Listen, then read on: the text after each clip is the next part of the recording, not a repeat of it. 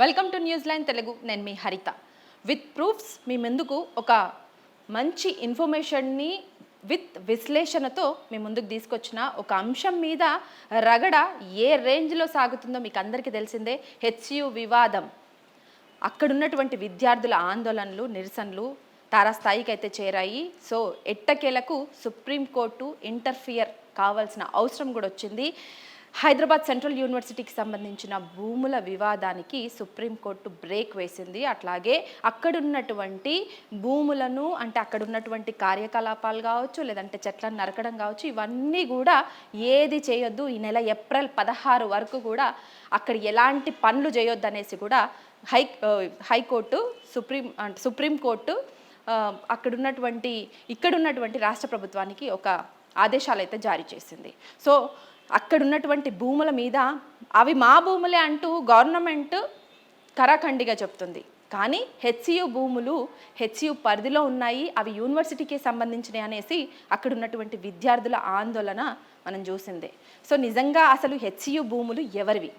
అసలు హెచ్సియు భూముల మీద చాలా విశ్లేషణ చేసి 25 ఇయర్స్కి సంబంధించిన పూర్వపరాలను మన ముందుకు తీసుకొచ్చారు. So high court senior advocate Immineni Ramarao sir. ఒకసారి మాట్లాడదాం. అసలు 25 ఇయర్స్ బ్యాక్ అసలు ఆ భూములన్నీ ఎవరి పేరు మీద ఉండే, ఎలా ఈ 25 ఇయర్స్లో ఎవరి పేర్ల మీదకు మారుతూ వచ్చాయి, అసలు గవర్నమెంట్కి సంబంధించి ఇప్పుడు సీఎం రేవంత్ రెడ్డి మాట్లాడినటువంటి మాటలు నిజంగా వివాదంగా మారాయి. వాటికి సంబంధించిన పూర్తి వివరాలు తెలుసుకునే ప్రయత్నం చేద్దాం. సార్ నమస్తే. నమస్తే సార్, అసలు హెచ్సియు భూములు ఎవరిది? ఎవరి వాదన ఎలా ఉన్నా నిజంగా భూముల వేలం పాట వేయడం కావచ్చు, అమ్ముకోవడాలు కావచ్చు, అక్కడ విద్యార్థులను పక్కన జరిపి విద్యార్థుల దమనకాండ చూసుకుంటూ కూడా అక్కడ ఉన్నటువంటి భూముల మీద వేలంపాట కావచ్చు, అమ్మకాలు కావచ్చు జరపడాన్ని ఎట్లా చూస్తారు? కొంచెం ఎక్స్ప్లెయిన్ చేస్తారా? ఎందుకంటే వీటి మీద మీరు 25 ఇయర్స్ బ్యాక్ డేటాతో సహా కంప్లీట్గా విశ్లేషణ చేసిరని తెలిసింది. సో మేము ఇంతకుముందు కూడా 2003 ఆ ప్రాంతంలో అప్పట్లో ఉన్న ప్రభుత్వము దీన్ని అన్యాక్రాంతం చేద్దాం, ప్రైవేట్ పరం చేద్దాం అనే విషయాన్ని ముందుకు తీసుకొస్తే మేము పోరాటం చేసినాం. దీని మీద ఒక 3-4 ప్రజా ప్రయోజన వాద్యాలు చేసినాం. దానిలో నా పాత్ర కూడా ఉన్నది. అదేవిధంగా కొంతమంది సీనియర్ న్యాయవాదులు. అప్పట్లో నేను 2003లోనే ఎన్రోల్మెంట్ అయిందే. అయితే 2006, 2007, 2012 ప్రజా ప్రయోజన వాద్యాలు వేసి మేము ఈ భూములను కాపాడుకున్నాం. అంటే మా వంతు కృషి మేము చేసినాం. అదేవిధంగా అప్పట్లో ఉన్న ప్రభుత్వం, తర్వాత కాంగ్రెస్ ప్రభుత్వం అధికారంలోకి వచ్చింది. రాజశేఖర రెడ్డి గారు గ్రూప్ ఆఫ్ మినిస్టర్స్ని ఏర్పాటు చేసి, ఒక కౌన్సిల్ గ్రూప్ ఆఫ్ మినిస్టర్స్ని ఏర్పాటు చేసి, అప్పుడు సిబిఐకి దీన్ని ఇవ్వాలి, దీనిలో అవకతవకలు జరిగినాయి, అదేవిధంగా పూర్తి స్థాయిలో ఒక దొంగ కంపెనీకి ఇది కట్టబెట్టే ప్రమాదం ఉండే, ఆ జియోలు తీసుకొచ్చిండ్రు అనే విషయాన్ని గుర్తించిన అప్పట్లో ఉన్న గవర్నమెంట్ ఏం చేసిందంటే జియో ఇచ్చింది, సిబిఐకి హ్యాండ్ ఓవర్ చేసింది. సిబిఐకి హ్యాండ్ ఓవర్ చేసినప్పుడు సిబిఐ వాళ్ళు అప్పట్లో మా దగ్గర మానవ వనరులు లేవు, ప్రాథమిక దర్యాప్తు అనేది మీరు రాష్ట్ర ప్రభుత్వం మీరు చేయండి, చేసినాక మేము అప్పుడు ఆ కేసు తీసుకుంటాం, మేము దర్యాప్తు చేస్తాం, తర్వాత దర్యాప్తు మేము కొనసాగిస్తాం అనే విషయాన్ని సిబిఐ వాళ్ళు తెలపడం జరిగింది. అయితే ఇది 1974లో 2734 ఎకరాల భూమి సర్వే నంబర్ 25లో ఉన్నది. అయితే అప్పట్లో దానికంటే ముందు చరిత్ర ఏంటంటే నిజాం హడ్కోకి అమ్మిండు అని చెప్తాయి రికార్డ్స్. నిజాం రాజు హడ్కోకి అమ్మిండు అని చెప్తాయి రికార్డ్స్. అయితే 1974లో అప్పట్లో 6 పాయింట్ ఫార్ములా, అప్పట్లో తెలంగాణ ఉద్యమంలో భాగంగా, తొలి దశ తెలంగాణ ఉద్యమంలో భాగంగా 6 పాయింట్ ఫార్ములా అనేది ప్రవేశపెట్టి 6 పాయింట్ ఫార్ములాలో భాగంగా యూనివర్సిటీకు 2079 ఎకరాల 18 గుంటలు కేటాయించడం జరిగింది. అప్పట్లో ఇందిరాగాంధీ గారు కేటాయించడం జరిగింది. దాని తర్వాత అప్పటి నుండి 2079 ఎకరాల 18 గుంటలు అప్పట్లో ఏంది, ఇప్పుడు కూడా ఉన్నది. ఇప్పుడు కూడా రికార్డ్ పరంగా 2079 ఎకరాల 18 గుంటలు హెచ్సియు పేరు మీద ఉన్నది. కేంద్ర ప్రభుత్వము హెచ్సియుగా రాయబడ్డది, హైదరాబాద్ సెంట్రల్ యూనివర్సిటీగా రాయబడ్డది. అయితే దీన్ని మనం కట్ షార్ట్ చేస్తే 2003లో దీన్ని ఒక ఐఎంజి భరత అనే సంస్థకు చూపింది అప్పట్లో ఉన్న ప్రభుత్వం. ఓకే. ఐఎంజీ భరత్ ఏంటంటే ఒక 4 నెలలు అవుతుంది ఏర్పాటు చేసి, అప్పట్లో 2003లో 4 నెలలు అవుతుంది ఏర్పాటు చేసి. ఐఎంజీ అకాడమీ అని ఫ్లారిడాలో ఒక అకాడమీ ఉన్నది. దాన్ని ఒక ఉన్నత ఆశయంతో ప్రపంచ స్థాయి క్రీడాకారులను తయారు చేస్తామని చెప్పేసి దాన్ని స్థాపించడం జరిగింది. అదొక ఫౌండేషన్. దాన్ని అడ్డం పెట్టుకొని ఒక ఆండ్రూ క్రేగర్ అనే వ్యక్తిని తీసుకొచ్చి ఈ బిల్లీరావు అనే వ్యక్తి ఈడొక చిన్న కంపెనీ పెట్టాడు. ఎటువంటి డ్యూ డెలిజెన్స్ కానీ లేకుంటే ఎటువంటి ప్రాథమిక సమాచారం కానీ అక్కడ నుండి ఆ దేశం నుండి తీసుకోకుండా అతనికి కట్టబట్టే ప్రయత్నంలో భాగంగా ఒక జీవో రిలీజ్ చేసి, అదేవిధంగా ఒక అప్రూవల్ ద్వారా 850 ఎకరాలు, మొత్తం 400 ఎకరాలు హెచ్యుకి సంబంధించిన భూమి, అదేవిధంగా 450 ఎకరాలేమో మామిడిపల్లిలా 99/1 సర్వే నంబర్ 99/1లో భూమి వాళ్ళకి కట్టపెడదామనే ఆలోచన. ఎందుకు ఇస్తారంటే వాళ్ళు ఉన్నత స్థాయి క్రీడాకారులను తయారు చేస్తారట. 4 నెలలు అవుతుంది కంపెనీ పెట్టి, వాళ్ళు ఉన్నత స్థాయి క్రీడాకారులను తయారు చేస్తారంట. అదేవిధంగా క్రీడా ప్రాంగణాలను కడతారంట. అదేవిధంగా పెద్ద పెద్ద యూనివర్సిటీలు, స్పోర్ట్స్ యూనివర్సిటీలు, విశ్వవిద్యాలయాలు కట్టి సేవ చేస్తారంట సమాజానికి. అందుకే అయితే దాన్ని అప్పట్లో ఈ మోసాన్ని గుర్తించిన కాంగ్రెస్ ప్రభుత్వము అసలు ఈ ఐఎంజీ అనే ఒక ప్రైవేట్ కంపెనీకి ఆ 400 ఎకరాలు ఈ అప్పజెప్పడం అనేది, అమ్మడం అనేది అప్పుడున్నటువంటి చంద్రబాబు హయాంలో జరిగింది. ఆ తర్వాత రాజశేఖర్ హయాంలో ఈ భూముల విషయంలో ఏదో గోల్మాల్ జరుగుతుంది, దీన్ని కోర్టు మెట్లెక్కించిండు ఆయన. కోర్టు మెట్లెక్కలే, దాన్ని ఆ జీవోని ఆ కేటాయింపుని రద్దు చేసిండు, ఒక యాక్ట్ తీసుకొచ్చారు. అయితే ఇప్పుడు ప్రభుత్వం ఏం వాదిస్తున్నది, 400 ఎకరాల భూమి మాకు ఇచ్చిండ్రు, సర్వే నంబర్ 25 మాట్లాడదాం, 99/1 తర్వాత మాట్లాడచ్చు. అసలు సర్వే నంబర్ 25లో ఎన్ని ఎకరాల భూములు ఉన్నాయి, అవి హెచ్సియుకి సంబంధించిన భూములు. సర్వే నంబర్ 25లో ఏం చెప్తుంది, 2734 ఎకరాల భూమి ఉన్నది రికార్డు ప్రకారం. దానిలో 2079 ఎకరాల 18 గుంటలు హెచ్యుది. అది రిజిస్ట్రేషన్ అయిన భూమేనా సార్? రిజిస్ట్రేషన్ అవసరం లేదమ్మా. ఇప్పుడు తెలియకుండా కొంతమంది ఏం చేసిన, ఎటువంటి అవగాహన లేకుండా రిజిస్ట్రేషన్ కాలేదు, మ్యూటేషన్ కాలేదు అని అంటున్నారు. అందరికి వచ్చే డౌట్ నేను అడిగిన మిమ్మల్ని. ఇప్పుడు మొన్న జస్టిస్ లక్ష్మణ్ గారు ఒక వ్యాఖ్య చేసిండ్రు. హైడ్రా ఎవరో ఎంఆర్ఓ చెప్తేనో ఎవరో చెప్తే, అధికారి చెప్తే ఒక బిల్డింగ్ ని కూలగొట్టారట. నీకు అధికారి చెప్తాడు హైకోర్టు కూలగొడతావనా అని అడిగారు. ఓన్లీ రంగనాథ్ గారిని అడిగారు. అవయా నువ్వు హైకోర్టు చెప్తుంది, హైకోర్టు వేరే ఒక రెవెన్యూ అధికారి చెప్తాడు హైకోర్టు కూలగొట్టేస్తావా నువ్వు అనే విషయాన్ని అడిగాను. అదేవిధంగా ఇప్పుడు ఉస్మానియా యూనివర్సిటీకి రిజిస్ట్రేషన్ ఉందా, పాలమూరు యూనివర్సిటీకి రిజిస్ట్రేషన్ ఉందా, కాళోజీ నారాయణరావు యూనివర్సిటీకి రిజిస్ట్రేషన్ ఉందా, సాకలి ఐలమ్మ యూనివర్సిటీకి రిజిస్ట్రేషన్ ఉందా? అంటే ఆ భూములు అమ్ముకుంటారా? బట్ కోర్టే ఈ భూములన్నీ ప్రభుత్వానివి అనేసి తేల్చి చెప్పింది అనేసి ప్రభుత్వ పెద్దలు మాట్లాడుతున్నారు. కేంద్ర ప్రభుత్వానిదా రాష్ట్ర ప్రభుత్వానిదా అనే విషయము ఇప్పుడు డిసైడ్ కావాలి. ఇప్పుడు మరో ట్విస్ట్, ఇన్ని రోజులు ఇప్పుడున్నటువంటి రేవంత్ సర్కార్ విషయంలో మంత్రులు కావచ్చు, లేదంటే సీఎం స్థాయిలో ఉన్నటువంటి సీఎం రేవంత్ రెడ్డి కావచ్చు, సేమ్ అదే చెప్తున్నారు. మా భూములు అవి కంప్లీట్గా హెచ్సియు భూములు అయితే అసలు కాదు, ఇది ప్రభుత్వ భూములు అనేసి అంటున్నారు. ఇప్పుడు మీరు అంటున్నారు అవి సెంట్రల్ గవర్నమెంట్వా లేదంటే స్టేట్ గవర్నమెంట్వా తేలాల్సిన రికార్డుల పూర్తి స్థాయిగా కేంద్ర ప్రభుత్వము హైదరాబాద్ సెంట్రల్ యూనివర్సిటీ అని రాయబడ్డది.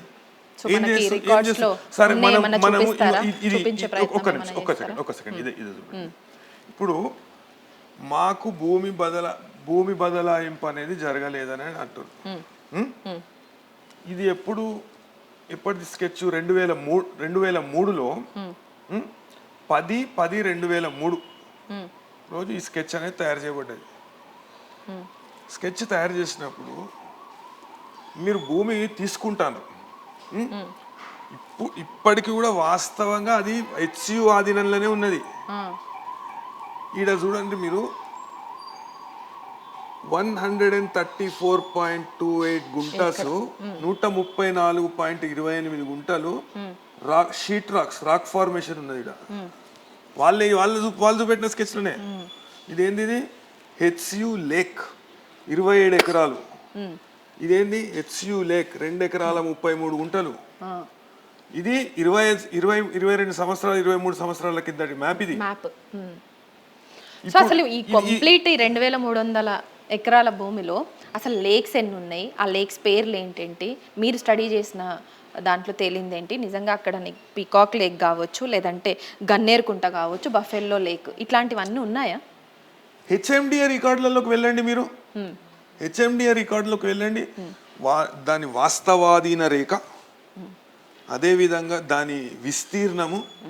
ఇప్పుడు కేసీఆర్ గారు ఏం చేసిండ్రు, ఇట్లా ఆక్రమణకు గురవుతున్నాయని ఉన్నత న్యాయస్థానం ఆదేశాల ప్రకారము లేక్స్ మన కాడ ఎన్నున్నాయి, కుంటలు ఎన్నున్నాయి, పాండ్స్ ఎన్నున్నాయి, చెరువులు ఎన్ని పారుతున్నాయి, ఇవన్నిటినీ సర్వే చేసి క్షుణ్ణంగా అధ్యయనం చేసి వీటిని రక్షించండి అని ఉన్నత న్యాయస్థానం చెప్పినప్పుడు 2015లో మొదలుపెట్టి 2017 వరకు ప్రతి చెరువుకి, ప్రతి కుంటకు, ప్రతి పాండ్కు, ప్రతి సరస్సుకు ఒక నంబర్ ఇచ్చుకుంటా హెచ్ఎండిఏ వెబ్సైట్లో పొందుపరచడం జరిగింది.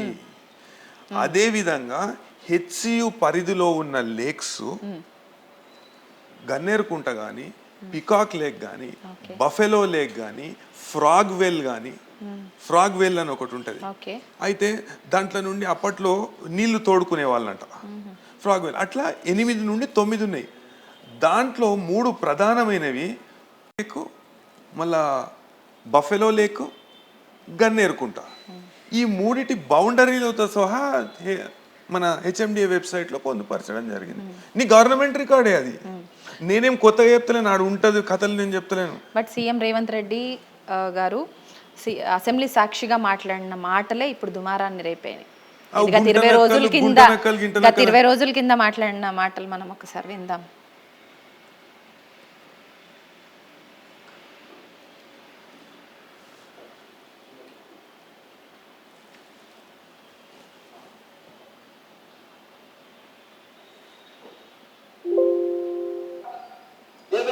ఫారెస్ట్ ఉన్నట్టు, రిజర్వ్ ఫారెస్ట్ లో అత్యంత ఏమంటారు జీవరాశులు ఉన్నట్టు,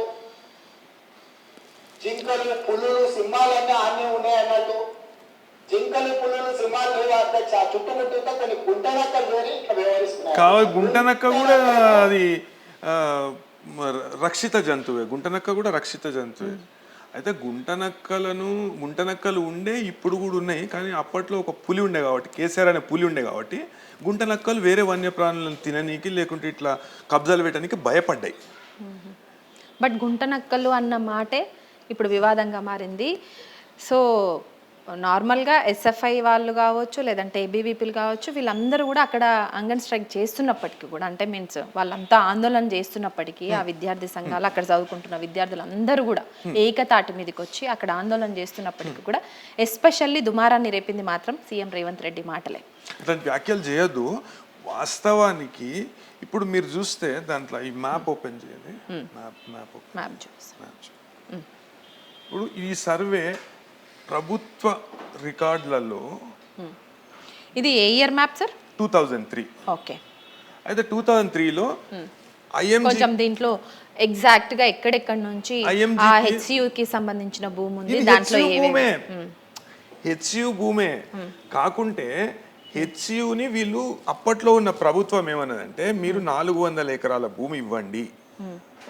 బట్ అప్పట్లో 400 ఎకరాల భూమిని శాప్ కి ఇచ్చిర్రు అంటారు. అసలు శాప్ అంటే ఏంటి, దాని గురించి ఎక్స్ప్లెయిన్ చేస్తారు. Sports authority of Andhra Pradesh Billi Rao అనే వ్యక్తికి ఐఎంజీ భరత, అదొక పెద్ద మోసం, కళ్ళకు కనబడిన మోసం. బిల్లీరావు అనేట ఆయన ఎవరు, ఆయన పేరు ఎందుకు ప్రస్తావనకు వచ్చింది? అసెంబ్లీ వేదికగా కూడా ఇదే సీఎం రేవంత్ రెడ్డి మాట్లాడింది. బిల్లీరావు అనేట ఆయన అప్పట్లో ఉన్న ముఖ్యమంత్రికి సన్నిహితుడు. అయితే బిల్లీరావు అనేట ఆయన ఏం చేసిందంటే, నేను ఉన్నత ప్రమాణాలు గల క్రీడా ప్రాంగణాలను ఇడగడతా, మీ కాడ ఉన్న క్రీడా ప్రాంగణాలను నాకు ఇయ్యండి, నేను ఒక 20 సంవత్సరాలు పుణ్యానికి వితౌట్ లీజ్ నేను నడిపించుకుంటా, నాకు కొన్ని కన్సెషన్స్ అనేటివి మీరు ఇవ్వండి అనే విషయాన్ని బిల్లీరావు అనుకుంటూ, అదేవిధంగా ఈ జాగా దీనిలో ఈడ 400 ఎకరాలు, ఇంకొకడ 450 ఎకరాలు నాకు ఇవి ఉంది. తక్కువ రేట్ల 50,000కి ఎకరం ఆయనకు. ఆహా. ఓకే. దాని విషయంలో ప్రజాప్రయోజన వాద్యాలు వేసినాము, అవన్నీ వేసినాము, అది క్యాన్సిల్ అయిపోయింది. అది క్యాన్సిల్ అయిపోయింది. అయితే ఇప్పటి అంశం ఏంటంటే సీఎం గారు ఏమంటుండ్రు, ఇది రాష్ట్ర ప్రభుత్వానికి చెందిన భూమి, అవును.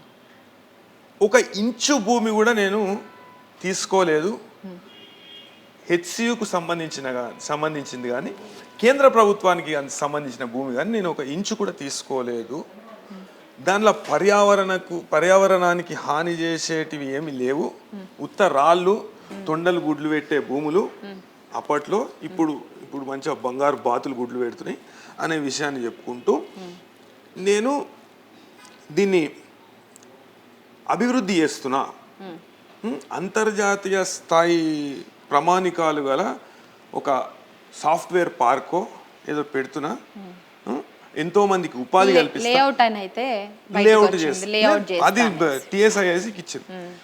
అయితే నేనేమంటున్నా అంటే ఎటువంటి శాస్త్రీయత లేదు దీంట్లో, సర్వే చేయలేదు, అప్పట్లో ఉన్న సర్వేనే ప్రామాణికంగా మీరు తీసుకొని హద్దులు ఇప్పుడు వచ్చి 25 సంవత్సరాలకి వచ్చి హద్దులు పెట్టి మాకు ఇచ్చేసిరు, మాకున్నది. ఇప్పుడు అగ్రిమెంటే దొంగదని ప్రభుత్వం నిర్ణయం తీసుకున్నాక జాగా వాళ్ళకి పోతుందమ్మా, జాగా మళ్ళీ హెచ్సియూకే పోతుంది కదా. అయితే సరే, ఆ ఒప్పందం కూడా నేను బయటికి తీసుకొస్తాను. నేను కొన్ని అంటే RTA వేసి నేను అడగడం జరిగింది, ఆ ఒప్పందం కూడా తీసుకుంటా. ఒప్పందం ఓలోకి జరిగింది, హెచ్సియూకి, అప్పట్లో ఉన్న ప్రభుత్వానికి, రెవెన్యూ శాఖ ప్రధాన కార్యదర్శి, ప్రభుత్వ ప్రధాన కార్యదర్శి, రెవెన్యూ శాఖ నుండి డిస్ట్రిక్ట్ కలెక్టర్, ఈ ముగ్గురు ఒప్పందం చేసుకున్నారు.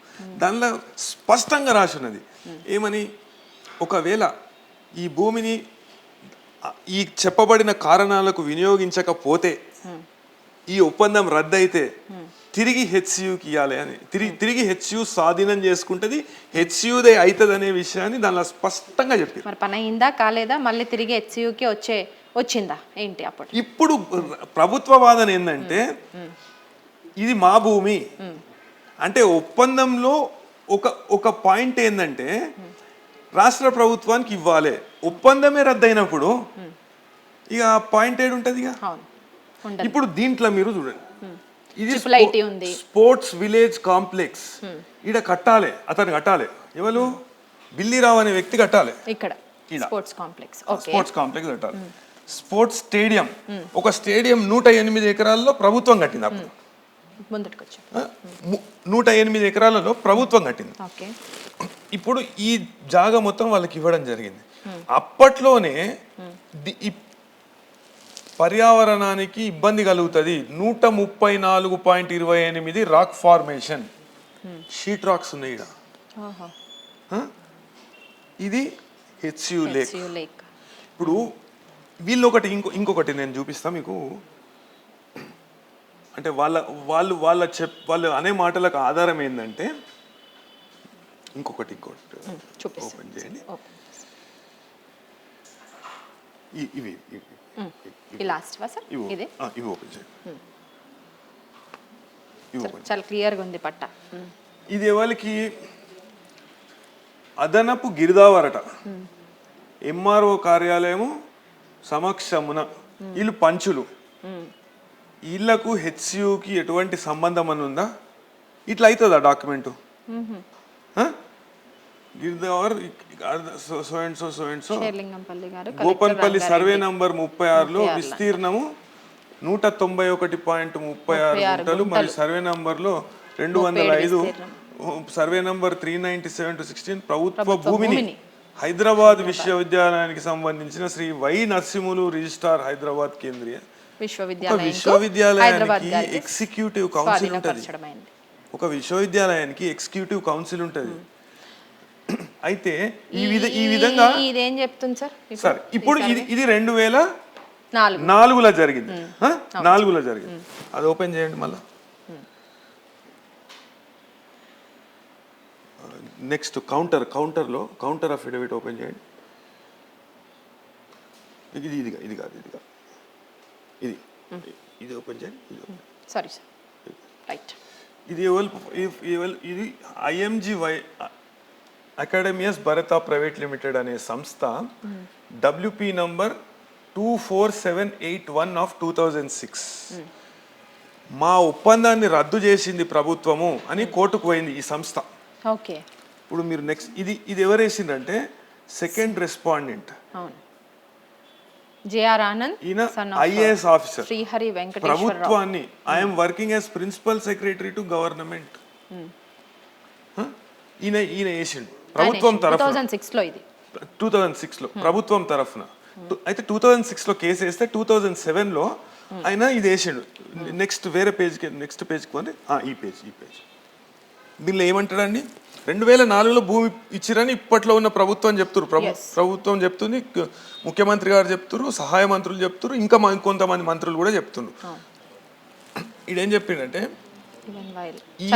even while the draft MOU was being put up for approval, the Vice Chancellor, University of Hyderabad was asked to identify 400 acres of land in Gachibowli for handing over to the petitioner.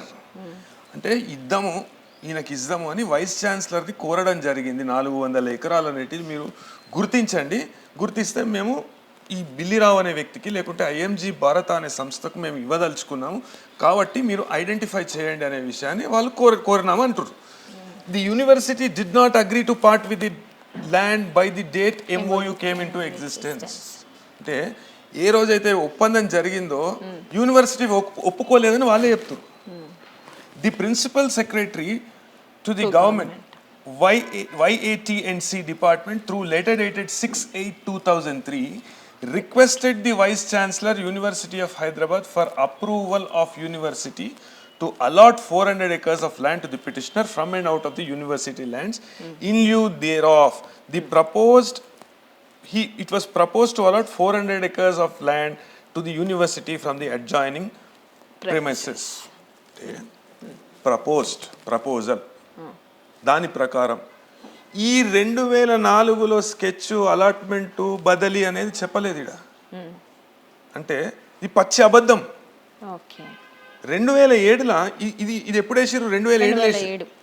2004లో ఏం చెప్తారు?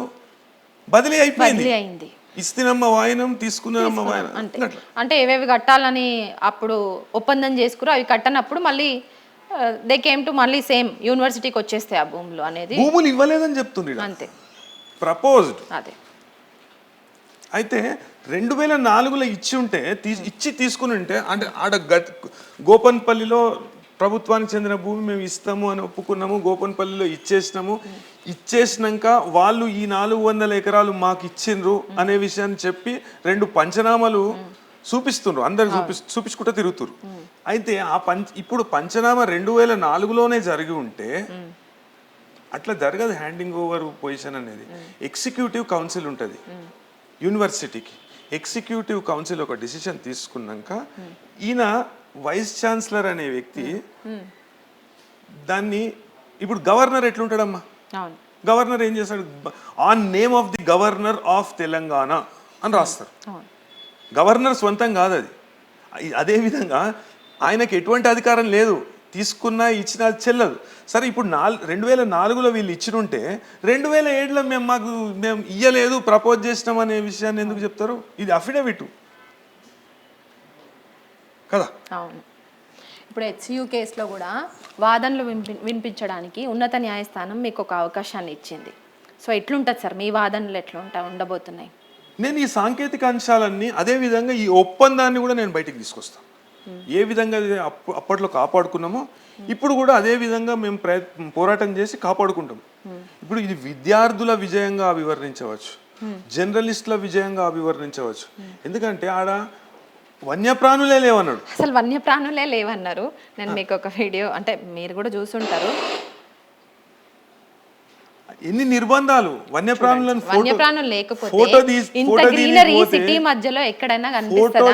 అంత greenery ఉంది. Photos తీయడానికి పోయిన వాళ్ళకి జింకలు, నెమలు అన్ని కనబడుతున్నాయి. వాళ్ళని నిర్బంధించడమే కాదు, డిటైన్ చేస్తున్నారు, వాళ్ళ సెల్ ఫోన్స్ గుంజుకుంటున్నారు, వాళ్ళని ఎగ్జామినేషన్ హాల్స్ కి పంపిస్తలేరు, వాళ్ళ యాక్టివిటీస్ ఏదున్నా ప్రాక్టీస్ కూడా చేయనిస్తలేరు. అసలు ఏది విద్యార్థుల జీవితం దానిలో ఎన్నో వన్యప్రాణులు ఉన్నాయి. నేను దీన్ని జాతీయ మానవ హక్కుల కమిషన్ దృష్టికి కూడా తీసుకుపోయి 8 రకాల వన్యప్రాణులు, సంరక్షిత వన్యప్రాణులు అంటారు వీటిని. ఇప్పుడు స్టార్ టార్టైస్ ఉంటుంది, చిన్న టార్టైస్ తాంబేలు, అదైతే సంరక్షిత వన్యప్రాణి, అది మనకు దొరకదు. అటువంటి రేర్ స్పీషీస్ ఉన్నాయి. ఇంకొకటి హనుమాన్ లంగూర్ అని ఒక కోతి ఉంటుంది, ఆ కోతులు ఉన్నాయి ఇక్కడ దీంట్లో. హనుమాన్ లంగూర్ అని కొన్ని కోతులు ఉంటాయి. అయితే సుప్రీంకోర్టు కూడా ఇలా తీవ్రంగా పరిగణించింది. అరే ఏంది ఇది, ప్రకృతిని ఎందుకు ఇట్లా విధ్వంసం చేస్తున్నారు? అసలు మన సంపదను కాపాడుకోవాల్సిన అవసరం, ఇప్పుడు భూములు ఎవరు అన్నా కానీ సార్ తర్వాత సంగతి, అంటే అటు గవర్నమెంట్ది కానీ గవర్నమెంట్ వాదిస్తున్నప్పటికీ ఇటు కేంద్రాలది అని తేలే వరకు నువ్వు ఎట్లా విధ్వంసం సృష్టిస్తావు?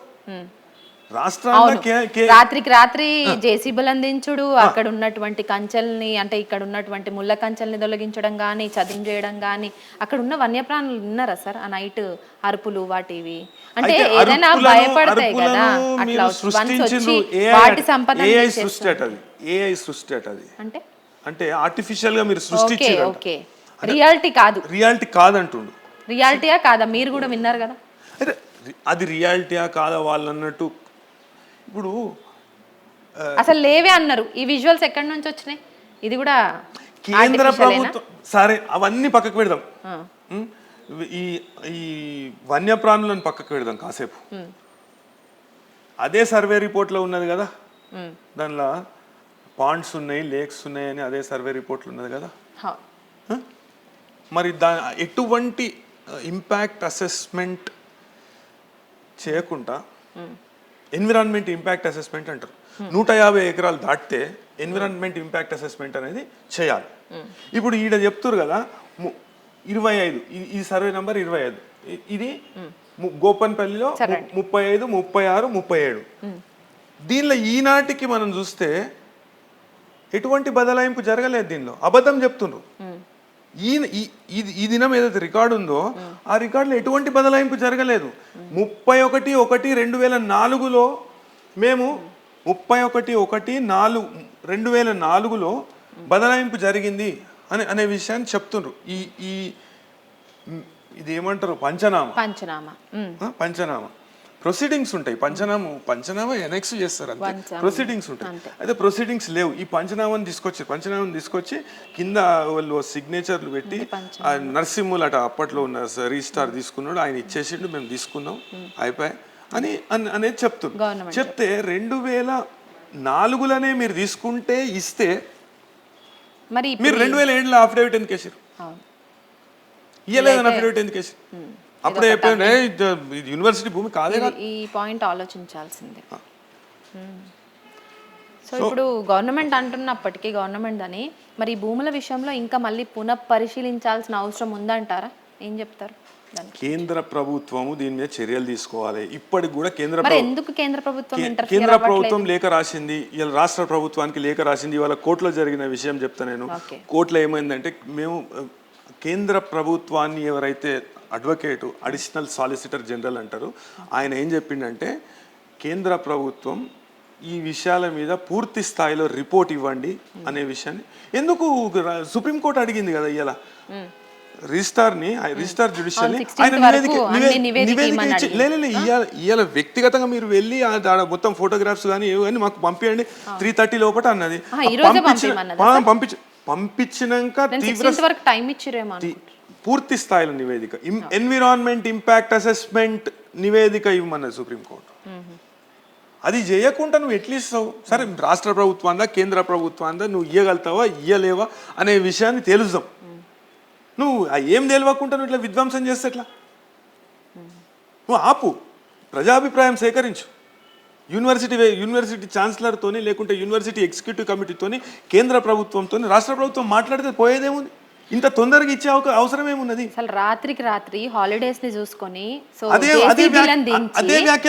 బ్యాక్ గేట్ నుంచి దించి జేసీబీని దించి అక్కడ పనులు స్టార్ట్ చేయించి అక్కడ ఉన్నటువంటి స్టూడెంట్స్ ని నిర్బంధించడం, లాఠీ చార్జీలు చేయడం, అక్రమ అరెస్ట్ చేయడం తోటి వివాదం ఇంతవరకు వచ్చింది. లేకపోతే ఏం జరుగుతుండే? విద్యార్థులు ప్రతిఘటించారు కాబట్టి ఆగింది అది.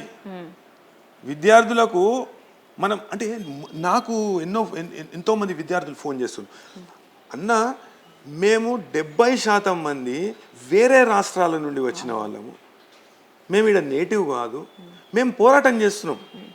30% మందే తెలంగాణకు సంబంధించి ఒక 30% మంది ఉంటే 70% మంది వివిధ రాష్ట్రాల నుండి, భారతదేశ సెంట్రల్ యూనివర్సిటీ కాబట్టి వివిధ రాష్ట్రాల నుండి మేము వచ్చి ఇక్కడ ఉంటున్నాం.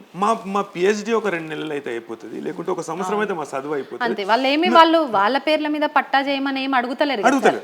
యూనివర్సిటీ భూముల్ని కాపాడుకోవాలి, మన నెక్స్ట్ జనరేషన్ కి ఇవ్వాలన్న దాని ఫైటింగ్ చేస్తాం. అయితే దాన్ని కూడా గుర్తించకుండా విద్యార్థులను అక్రమ అరెస్టులకు గురి చేసి, వాళ్ళ నిర్బంధానికి గురి చేసి, వాళ్ళని ఇబ్బంది పెట్టి, వాళ్ళని చదువుకోకుండా చేసి లాఠీ చార్జీలు సార్. అంటే నిజంగా అక్కడ ఆడపిల్లలను చుట్టుపట్టి విడుచుకపోవడం. అదే కదా, అక్కడ అంతా పిహెచ్డి స్కాలర్స్ సార్. వాళ్ళని ఎంత దారుణంగా అంటే బట్టలు జింపేసి కొట్టుతున్నారు, వాళ్ళ మీద గాయాలు చేసి రక్తాలు గారుతున్నా ఈడ్చుకొని పోయి వ్యాన్లకి ఎక్కించి వాళ్ళని ఎక్కడ తీసుకుపోతారు, కిదర్ లేకే జారే భాయ్ అని అడుగుతున్నారు వాళ్ళకు భయపడి. సో ఎంత భయం ఉన్నా, ఎంత వాళ్ళని డిటైన్ చేస్తామన్నా, వాళ్ళని ఎగ్జామ్స్ రాయనీయమన్నా, ఏ రకంగా భయపట్టించినా, భయభ్రాంతులకు గురి చేసినా కూడా వాళ్ళు ఒక్కటే నినాదంతో ఉర్రు సార్. అంటే భాష నిజంగా అందరిది వేరైనా భావం మాత్రం ఒకటే.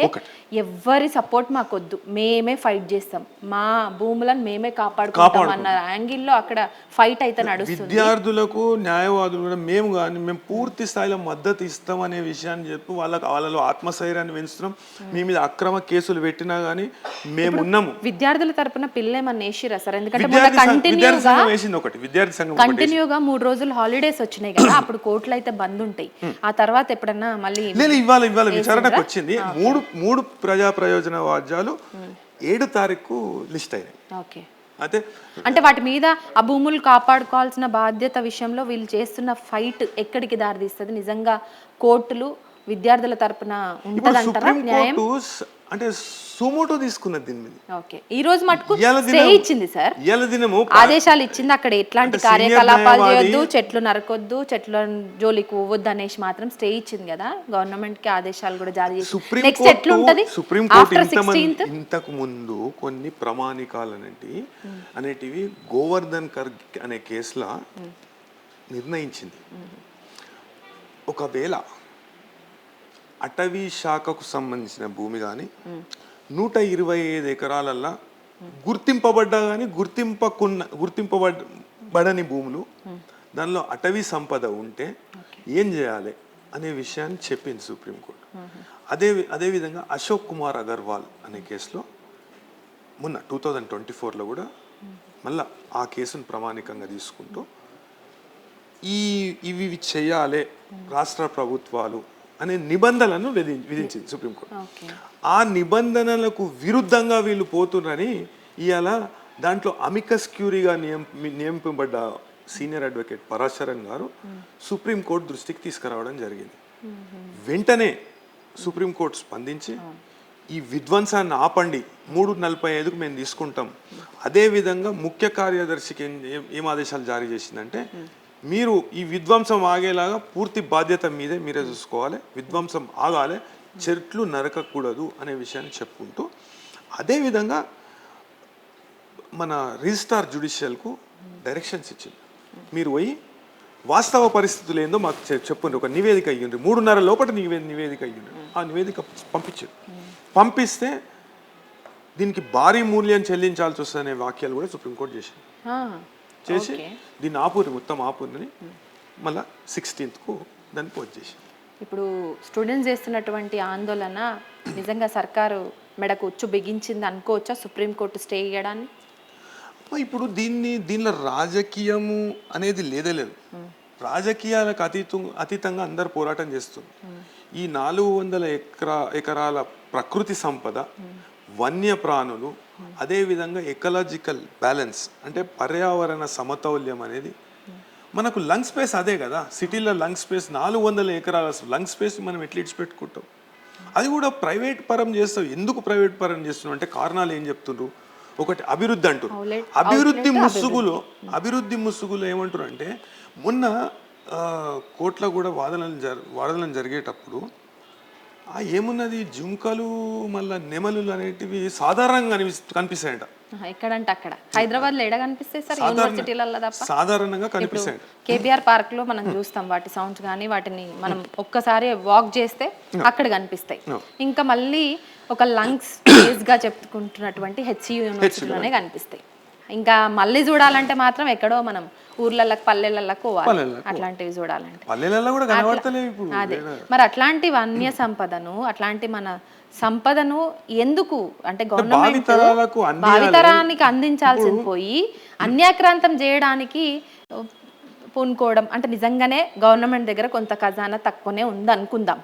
అట్లాంటప్పుడు యూనివర్సిటీ భూములను వేలానికో అమ్మకానికో పెట్టడం సమంజసమా? మీకున్న ఎక్స్పీరియన్స్ మేరకి ఇలాంటి కేసుని ఇంతకు ముందు ఎప్పుడన్నా చూసిండ్రా? అభివృద్ధి పేరుతో ఎట్లా పడితే ఎట్లా భూములు అమ్ముతాం అనేది పద్ధతి, ఎస్పెషల్లీ యూనివర్సిటీ భూములు. మీ ఎక్స్పీరియన్స్ లో చూసిండ్రా?